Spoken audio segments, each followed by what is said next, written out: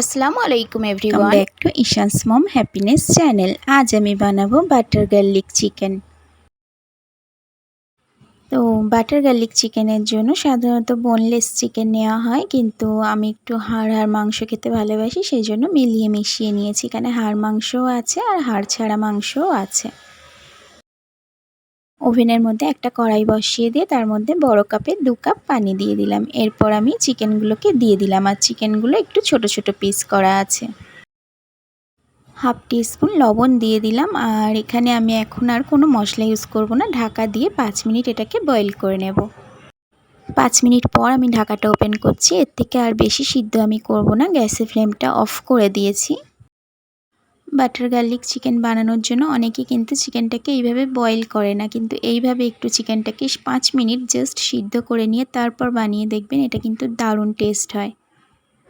এই চিকেন স্টকটা আমার লাগবে, সেই কারণে আমি চিকেনগুলোকে এইভাবে একটা ছাঁকনির সাহায্যে উঠিয়ে নিলাম। এরপর ওই চিকেন স্টকের মধ্যে আমি 1 প্যাকেট গুঁড়ো দুধ দিয়ে দিলাম। 10 টাকা দামের দুধের প্যাকেট, এটা মাপ করলে ওই 3 টিস্পুন হবে।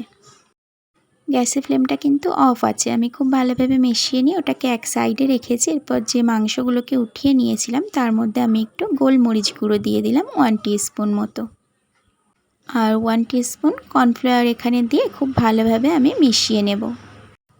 তো এটা ফার্স্ট টাইম যখন বানিয়েছিলাম আমার বাড়িতে সবার খুব ভালো লেগেছিল। তো তারপরেও আমি 2বার 3বার বানিয়েছি, যেহেতু আগে ভিডিও করা থেকে পরে আপলোড করি।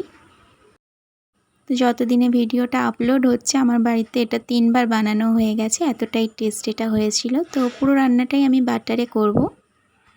এখানে আমি 2 টিস্পুন বাটার দিয়ে দিলাম। বাটারটা খুব ভালোভাবে মেল্ট হয়ে গেলে ওই যে চিকেনটা আমি গোলমরিচ গুঁড়ো আর কর্নফ্লাওয়ার দিয়ে মাখিয়ে রেখেছিলাম সেটাকেই দিয়ে দিলাম।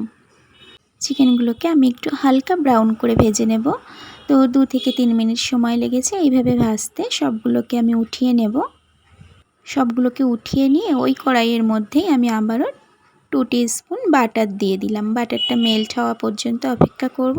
তো আমি একটু দেখিয়ে দিলাম, এই যে এগুলোকে উঠিয়ে রেখেছি ভাজা চিকেনগুলোকে। বাটারটা খুব ভালোভাবে মেল্ট হয়ে গেছে, যেহেতু আমি বাটার গার্লিক চিকেন বানাচ্ছি তো আমি গার্লিকটা দিয়ে দিলাম। তো এখানে আমি একটা গোটা রসুন নিয়েছিলাম, রসুনটাকে খুব ভালোভাবে কুচি কুচি করে দিয়ে দিলাম, আর 1 টিস্পুন এখানে কর্নফ্লাওয়ার দিলাম। খুব ভালোভাবে মিশিয়ে নেব।